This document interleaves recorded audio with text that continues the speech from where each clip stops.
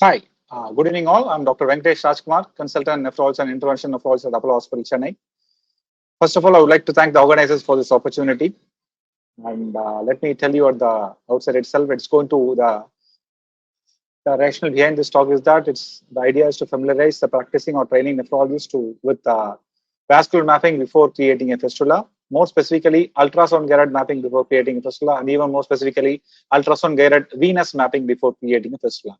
As venous problems result in problems pre and post AV fistula creation rather than arterial problems. Arterial problems are by and large very rare. Again, it's going to be more of a house session than why being a workshop. Yeah, so we all know that the ESRD incidence is increasing, the numbers are more, and ideal vascular access is still eluding us. We do not know what is the ideal access, and fistula with all the positives is the closest to an ideal access as possible. But with the increasing diabetes, obesity, vascular diseases, and frequent phlebotomies, and the lack of surgical techniques, and poor referrals, along with the fistula first initiative, after which we started making fistulas in almost each and every CKD5 patients, we are seeing a very high primary failure rates to the tune of 60%. That is staggering. That is where the role of vascular mapping comes. The basic idea of vascular mapping is to identify a candidate who is the candidate for an AV fistula from one who is certain, so that you can avoid unnecessary surgeries and reduce primary failure rates, and you can increase the overall patency.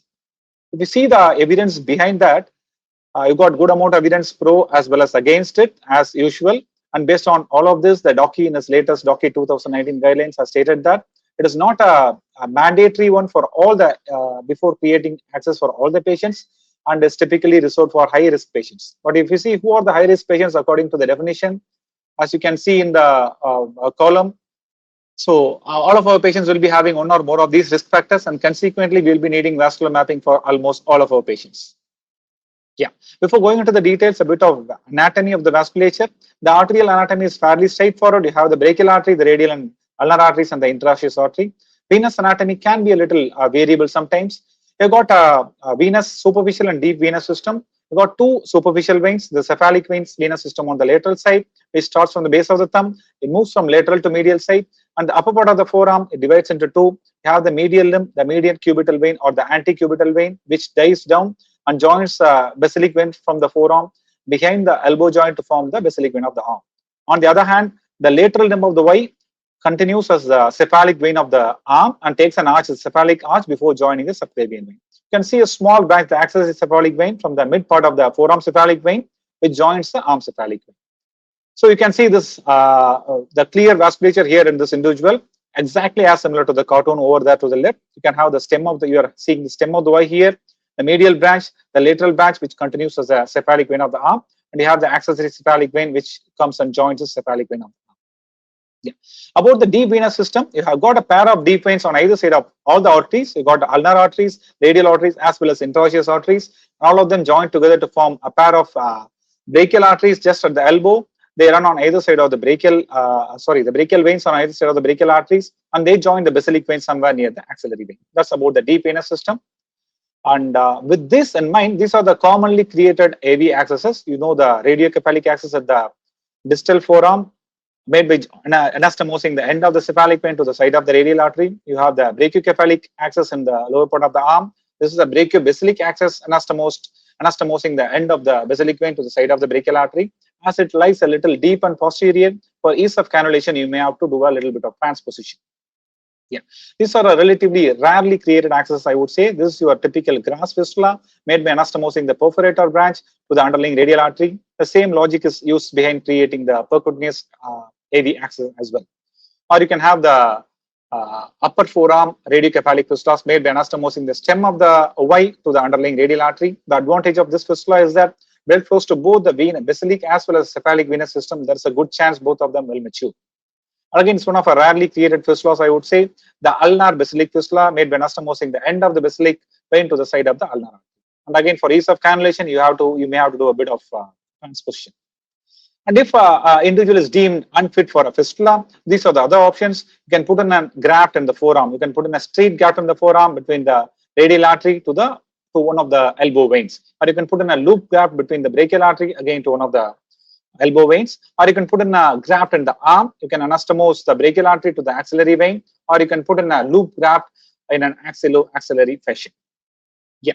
So the whole idea of doing a vascular mapping is to understand what sort of access is possible in a particular individual. If you think conventional access are not possible in an individual, what alternative fistulas or a gap you can think of? You should be answering these questions at the end of your physical examination and venous or vascular mapping. So you can come to the conclusion by one of these three methods. And today's topic for discussion is going to be ultrasound mediated access, ultrasound guided access. Okay. Physical examination, though it gives you a bit of data, it seldom is enough. You can look for the size of the vein, the depth of the vein, the length of the venous segment, so on and so forth. But in a skinny individual, it might help. But in a patient with a long-standing diabetes, with poor vasculature, physical examination alone is not going to be enough. Yeah. So unless you're going to lucky enough to have patients like this with clear-cut vasculature, physical examination is not going to be enough at all. That is where the role of ultrasound mapping comes. Ultrasound has got a lot of positive points. It is non-invasive, it is subjective, no radiation, no contrast, so that you can use it in your non-dialysis patients as well. And it gives both morphological along with functional assessment. And about the modes in an ultrasound, you have this B mode and a Doppler mode. The B mode stands for the brightness mode, or the black and white mode, or the gray scale. And the basic principle is that the intensity of the ultrasound beam from the probe is reduced by absorption, reflection, and scatter. The beam which comes back is reabsorbed by the probe and is shown up in the monitor, and the brightness is directly proportional to the intensity. And the info is typically displayed as a 2D image from which you can get morphological data like vessel position, the depth, the diameter, length, etc. The Doppler mode uses the Doppler principle, and you can show it up as a waveform, which is called a spectral Doppler, or you can use a color pattern to understand the flow through the vessel, which is called the color Doppler. And these are the general principles. Use B mode is the B mode is the best as far as examination of peripheral vasculature is concerned. It gives you a lot of morphological data, and you try to use a probe with frequencies between 5 to 13 megahertz, and try to use a probe with a small footprint as possible. By footprint, we mean the surface area of the probe. This is a commonly used probe in my practice. It's called the J probe or a hockey stick probe. And you can see it has got a very small footprint as compared to a routine vascular probe, which is a little bigger. Yeah.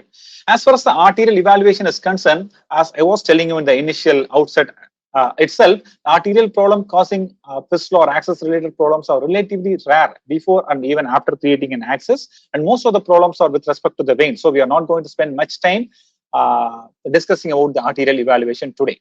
So the only two things you need to understand as far as arterial evaluation is concerned is that if that particular artery will deliver adequate flow to support a dialysis, and the utilization of the vessel should not jeopardize the flow distally. These are the only two things you want to know. You can try to understand by that by clinical examination, or you can use an ultrasound guided examination as well. You can look for the pulse, you can look for the pressure difference in both the arms, or you can do your always easy to do Allen's test to look for the patency of the palmar arch, or you can use an ultrasound to look for various other morphological data from the arteries, and you can look for physiological responses as well, which I'm not going to discuss today.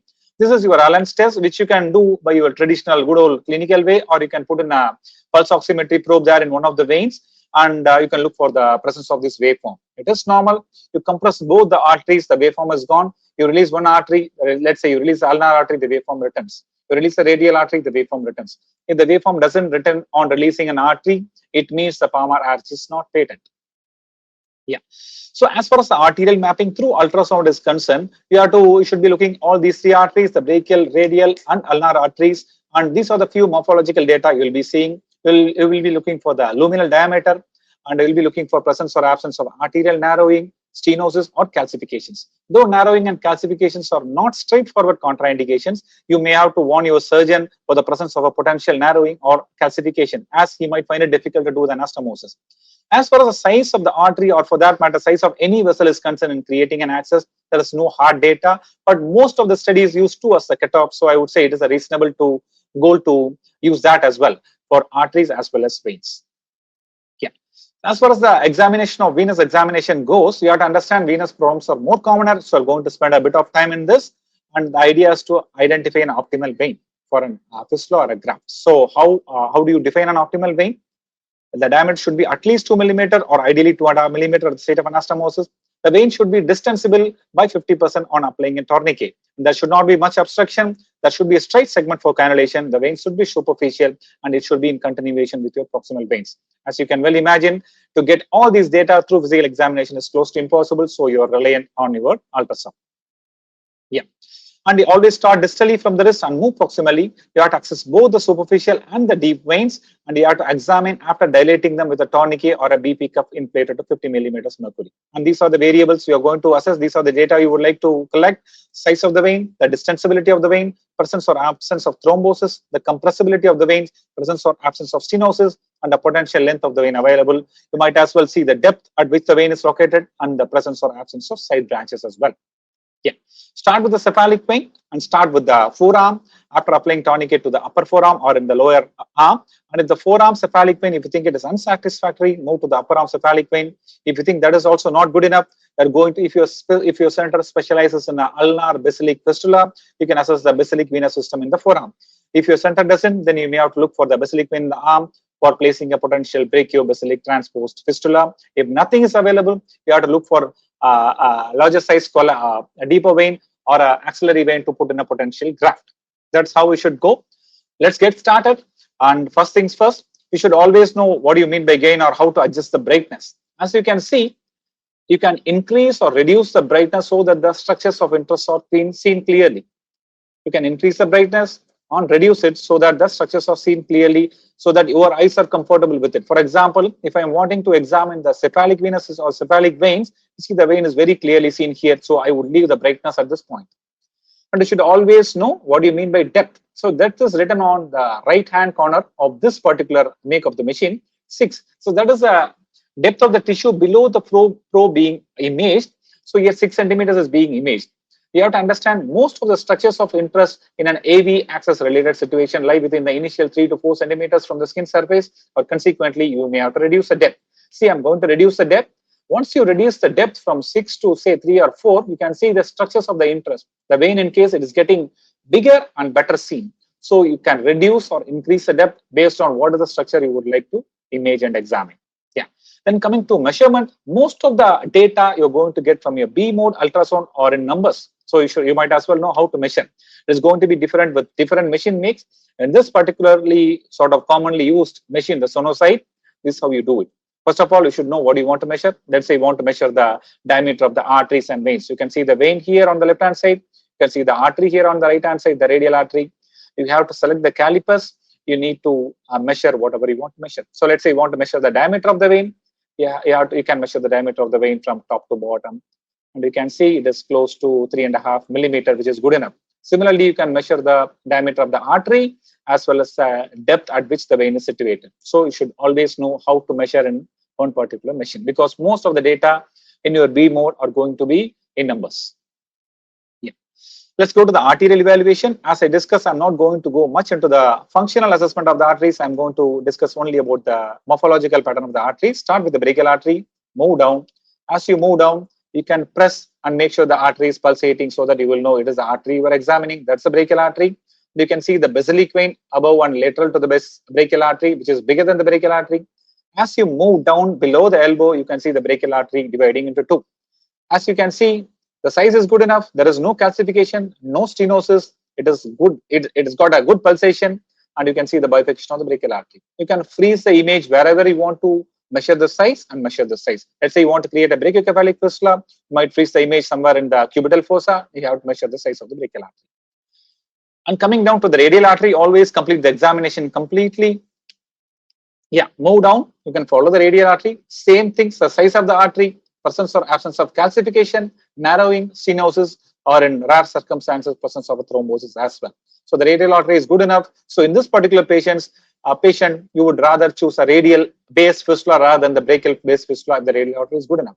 So as you can see, the size of the arteries are good enough. The brachial artery is close to 6 millimeter in diameter. The radial artery is close to 2.5 millimeter in diameter in this particular patient. Yeah. And you can see here, this one more patient, you can see the pulsating artery here. But if you follow up closely, you can see a nice rim of calcification. See that? Yeah, a nice rim of calcification. This is something you might want to take a note of, and you might want to put a word of caution to your surgeon that he might face some difficulty during the anastomosis. It is not a straightforward contraindication. Yes. Coming to the venous examination, we are going to assess both the morphology as well as the functional part. Start with the basilic veins. I would always ask you to recollect this image, by heart this image before you do a proper venous examination, so that you will know what are you seeing and what you want to see. Let's start with the cephalic vein, that too in the forearm. Yeah. So apply a tourniquet high up in the forearm or lower down in the arm so that the veins are engorged and distensible, and start from distally and move proximally. As you move up, you have to do these maneuvers. You compress with the probe to make sure the vein is compressible, which tells you it is patent, no thrombosis. You can fix at multiple points, particularly where you would like to create the anastomosis. Measure the size of the vein, that is the radial artery you are seeing. The vein is looking, eyeballing says it is looking good enough, but you can always freeze the image and measure the diameter of the vein. So you have to start distally from down and move all the way up along the forearm. Yeah, that's how you assess the cephalic vein in the forearm. Then coming to the cephalic vein in the arm, you have to follow this image. I'm going to follow the lateral limb of the vein. I'm going to follow it all the way up. In the midway, you can see this accessory cephalic vein joining as well. Let's start. As you can see, I have put the tourniquet high up above, and the same maneuvers, you do a bit of compression. I'm following the lateral limb of the vein. The size is looking good enough. It is superficial. The depth is not all that high. You can see the accessory cephalic vein arching and join the main cephalic vein of the arm. You can freeze the image at multiple points. Look for the diameter. Again, multiple times you have to compress with the probe to make sure the vein is patent and it is continuous with the central circulation. That's how examine the cephalic vein of the arm. Thus, coming to the basilic venous system, you have to understand it lies posteromedially. So you have to know where should look for it. That's where you are going to look for it. But the same principles, look for the size, look for presence or absence of thrombosis. Narrowing, you press it with the probe at multiple points to understand the vein is compressible, which tells you it is patent. So try to follow it all the way up to the elbow joint. Yeah, and to complete it up, I'm going to examine the basilic vein of the arm as well. I'm going to follow the medial limb of the vein, that is the antecubital vein, as it dives down, and behind the elbow, it's going to join the forearm basilic vein to form the basilic vein of the arm. So you can follow it. As you can see, I'm following the medial branch. It dives down. That is the basilic vein from the forearm. Both of them join to form the basilic vein of the arm. It lies above and lateral to the brachial artery, which is here. The brachial artery with the brachial veins has got sort of a Mickey Mouse ear sort of configuration, as you can see. Press firmly with the probe to make sure the vein is compressible. The artery is certain. Yeah. Yes. I think for want of time. So just one example, this patient is a naive patient, has been referred for a fistula. I'm examining the cephalic vein of the forearm. You can see the vein is very small. It's appearing thrombophlebitis, calcified, hardly 1.5 millimeters in diameter. So this is not the ideal vein which I would want. So I will not create a radiocephalic fistula. I'm imaging the cephalic vein of the arm in that particular patient. Again, it's appearing the same. You can see the size is small. It is appearing thrombophlebitic and even calcific, if I could say. It is small in diameter. So this individual will not be a candidate for a cephalic based fistula. So I would rather examine the basilic venous system. So the venous examination with an ultrasound clearly can tell you like what is an ideal, who's an ideal candidate and what is the ideal vasculature, so that you can avoid futile surgeries. Yeah, so moving to the second part of the talk, the examination of the central veins. The only information you want to know about the central veins as far as creating an AV axis is concerned is that if the central veins are patent or not. But unfortunately, that is the only drawback of an ultrasound guided mapping. So if the patient has got a strong history, if you're really willing to rule out an underlying central venous stenosis strongly, then you have to go for better methods. You have to go for a conventional angiogram. But you can rely on ultrasound with all its Doppler modes to understand indirectly if the central veins are patent or not. Let's see how. By central veins, I'm meaning the distal internal jugular and the distal subclavian veins, because these are the commonest site for stenosis and obstruction. And if you can document that these veins are patent, we can as well assume the whole central venous system is patent. You are going to use color flow, B mode, along with the spectral Doppler in various combinations to understand the patency of the central veins. Yeah. So these are the normal sonographic characteristics of central veins. They should have spontaneous flow. They should have a phasic flow. The flow should stop with Valsalva. These are the basic characters which define a normal central vein. So what do you mean by phasic flow? The flow in the central vein should vary with respiration along with the cardiac the heartbeat as well. It should have a nice wavy outline telling you that the vein, the flow increases and decreases during inspiration and expiration. That is better ascertained by a spectral Doppler, better than an audible Doppler, which is better than a color flow. And when the phasic pattern is present, you say the central veins are, you can assume the central veins are patent. When the phasic pattern is absent, you're going to see something like this. This is a normal phasic pattern. It's a nice phasic up and down wavy flow, which tells you the central veins are patent. And here you can see the more or less a continuous pattern, which tells you it is continuous and the veins are most likely not patent, or in other words, you've got an underlying central venous stenosis. Yeah. And this is another important maneuver. By doing a Valsalva maneuver, by bearing down, you're going to increase the intrathoracic pressure, which cuts off the flow through the central vein. The flow stops. And by releasing the Valsalva, the flow increases back in the central veins. That tells you again the central veins are patent up to the thorax. Yeah. Let's see how do we image the central veins. So try to use a probe with a smaller footprints. As I told you, that will make it easy for you to compress the neck as well. And I'm going to examine the internal jugular first. You can use the B mode, try to look for compressibility. Then you switch over to the other modes, the color Doppler, to look for flow in the veins. You can see the flow in the central veins is continuous. It is present spontaneously. And with Valsalva, the flow stops abruptly. That tells you the central vein is patent. By releasing the Valsalva, the flow comes back almost immediately. Do a Valsalva, the flow stops, no flow now.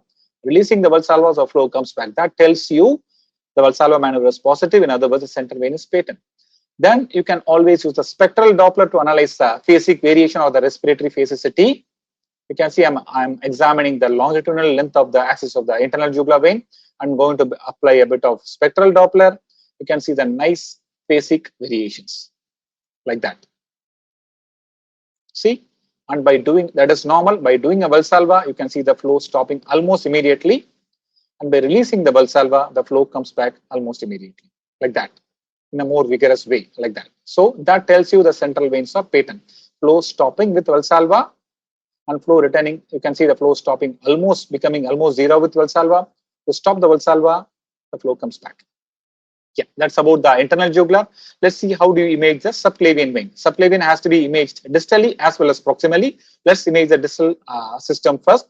In a skinny individual like in this guy, you'd be lucky enough to examine the whole length of the subclavian vein, and for that matter, even the brachiocephalic vein as well, as I'll just show.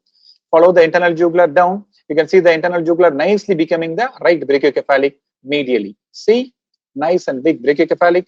On the lateral side, as I move here, you can see the subclavian vein along its whole length. The flow is good, telling the vein is patent. You can see the nice flappy motion of the valve. This is a spectral Doppler. You can see the valves flapping inside the subclavian vein.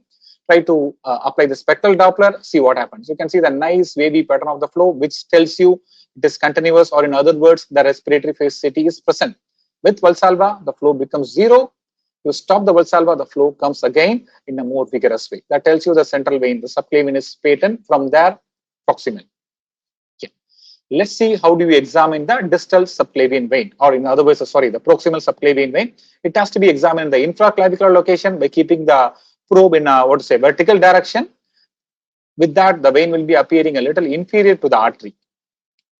The same principles, look for flow. The flow should be spontaneous. There is a flow. Asking the patient to a Valsalva, the vein engorges, but the flow stops. No flow now. That tells you the vein is patent.